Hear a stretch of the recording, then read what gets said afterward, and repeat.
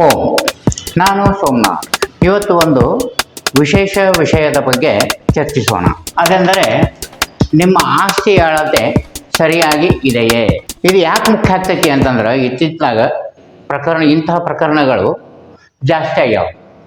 ಎಂಥವು? Plot ಭಾಳ ಮೊದಲೇಕನ ಖರೀದಿ ಮಾಡಿರ್ತಾರೆ, ಎಷ್ಟೋ ವರ್ಷ ಆದಮೇಲೆ ಮನೆ ಕಟ್ಟೋ ವಿಚಾರ ಮಾಡ್ತಾರೆ.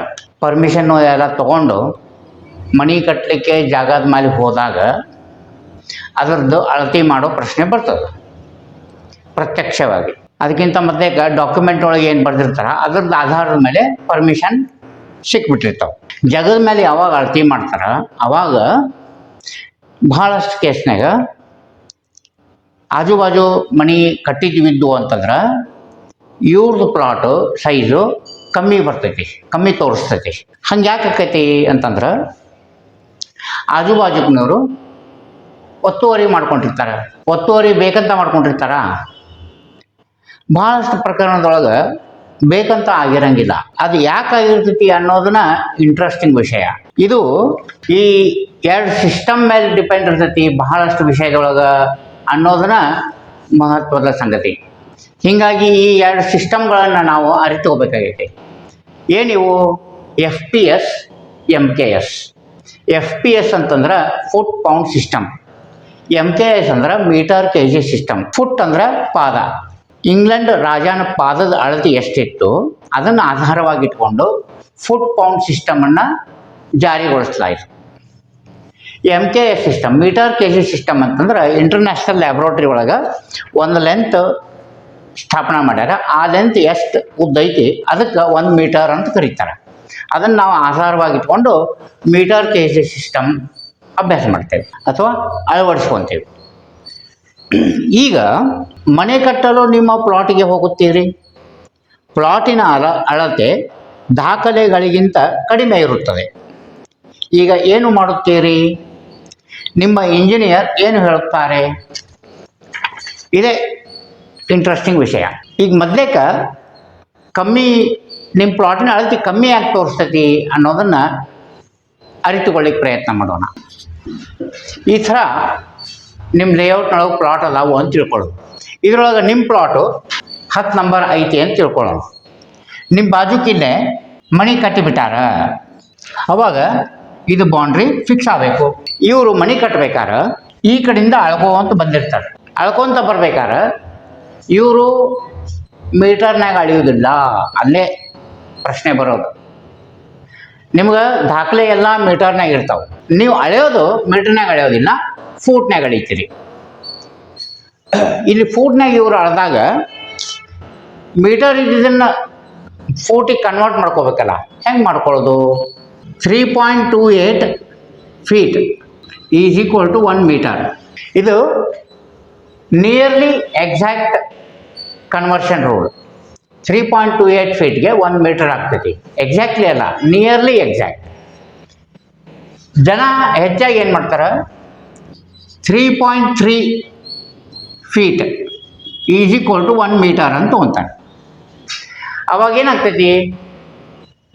ಈಗ 9 ಮೀಟ್ರ್ ಅವ್ರದ್ದು ಪ್ಲಾಟ್ ಐತಿ ಅಂತ ತಿಳ್ಕೊಳ್ಳೋಣ. ಇದು 9 ಮೀಟ್ರ್ ಐತಿ ಅಂತ ತಿಳ್ಕೊಳ್ಳೋಣ. ಎಲ್ಲ ಪ್ಲಾಟು 9 ಮೀಟ್ರ್ ಬಿಡ್ತದಾವ ಅಂತ ತಿಳ್ಕೊಳ್ಳೋಣ.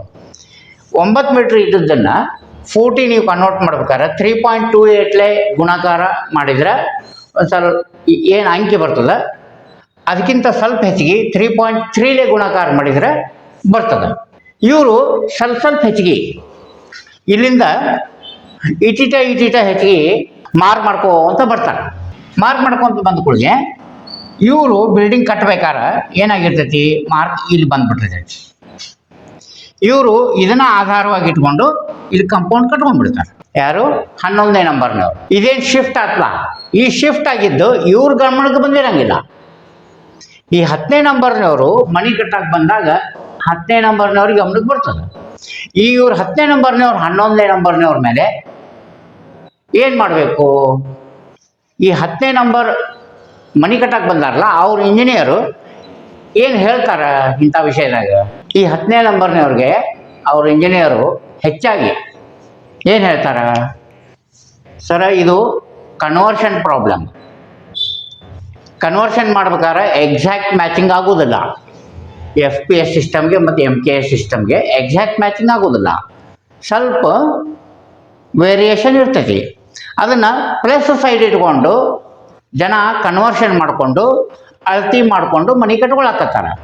ಹೀಗಾಗಿ ಈಟಿಟ ಹೆಚ್ಚಿಗೆ ಅಂದ್ರೂ ಸಹಿತ ಅದು ಒಂದು 10-20 ಪ್ಲಾಟ್ ಆದಮೇಲೆ ಒಂದು 4-5 ಇಂಚಿನಷ್ಟು ಫರ್ಕ್ ಬಂದುಬಿಡ್ತದೆ.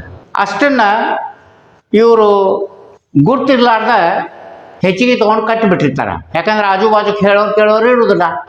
ಅದಕ್ಕೆ ನೀವು ದಯವಿಟ್ಟು ಹೆಂಗಾರು ಇವ್ರು ಕಂಪೌಂಡ್ ಕಟ್ಟ್ಯಾರ, ಕಂಪೌಂಡ್ನೊಳಗೆ ನಿಮ್ಮ 3 ಇಂಚ್ ಸಿಗ್ತದೆ, ಮನೆ ಕಟ್ಕೊಂಡ್ಬಿಡ್ರಿ.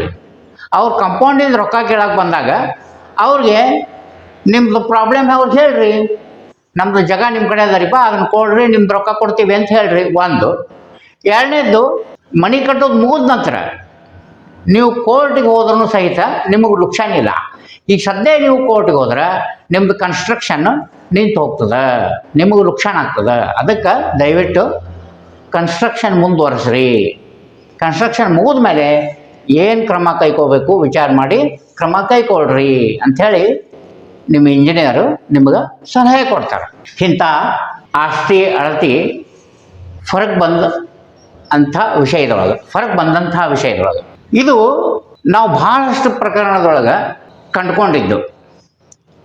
ಹೆಚ್ಚಾಗಿ ಯಾರು ಲೇಟಾಗಿ ಮನೆ ಕಟ್ಟಕ್ಕೆ ಹೋಗ್ತಾರಲ್ಲ, ಅಲ್ಲಿ ಆಜು ಬಾಜುಕ್ಕೆ ಮನೆ ಕನ್ಸ್ಟ್ರಕ್ಷನ್ ಆದಮೇಲೆ ತಮ್ಮ ಮನೆ ಕಟ್ಟಕ್ಕೆ ಹೋಗ್ತಾರಲ್ಲ, ಅಂಥ ಪ್ರಕರಣದೊಳಗೆ ಇಂಥ ಪ್ರಾಬ್ಲಮ್ಸು ಬರ್ತಾವೆ. ಆಮೇಲೆ ಪ್ಲಾಟನ್ನು ಖರೀದಿ ಮಾಡಿದಂಥ ಮಾಲಕರು ತಮ್ಮ ಪ್ಲಾಟಿನ ಕಡೆ ಹಣಿಕಿನ ಹಾಕಿರಂಗಿಲ್ಲ. ನಡಕ್ಕೆ ಹೋಗಿ ಬೌಂಡ್ರಿ ಕಲ್ಲು ಅಲಾವೋ ಇಲ್ಲೋ ನೋಡ್ಕೊಂಡು ಬರೋದು ಅಂಥದ್ದು ಏನೂ ಲಕ್ಷಣ ಇರೋದಿಲ್ಲ. ಆಮೇಲೆ ಕಲ್ಲು ನೋವು ಮಳೆ ಗಾಳಿಗೆ ಒಂದು ಸ್ವಲ್ಪ ಹಿಂಗೆ ಹೊಳಿದ್ವು ಅಂತಂದ್ರೆ ಅವ 4 ಇಂಚ್ ಫರ್ಕ್ ತೋರಿಸ್ಬಿಡ್ತಾವೆ. ಅದಕ್ಕೆ ಈ ಸಿಸ್ಟಮ್ಗಳ ನಡುವಿನ ಭೇದ, ಸಿಸ್ಟಮ್ಗಳು ಒಂದಕ್ಕೊಂದು ಎಕ್ಸಾಕ್ಟ್ಲಿ ಮ್ಯಾಚಿಂಗ್ ಆಗೋದಿಲ್ಲ ಅನ್ನೋ ಕಾರಣದಿಂದ ನಿಮ್ಮ ಪ್ಲಾಟಿನ ಅಳತೆಯಲ್ಲಿ ಕಂಡುಬರುವ ವ್ಯತ್ಯಾಸ, ಅದರ ಬಗ್ಗೆ ಒಂದು ಸಣ್ಣ ತಿಳುವಳಿಕೆ ತಮಗೆ ಹೇಳಿದೆ.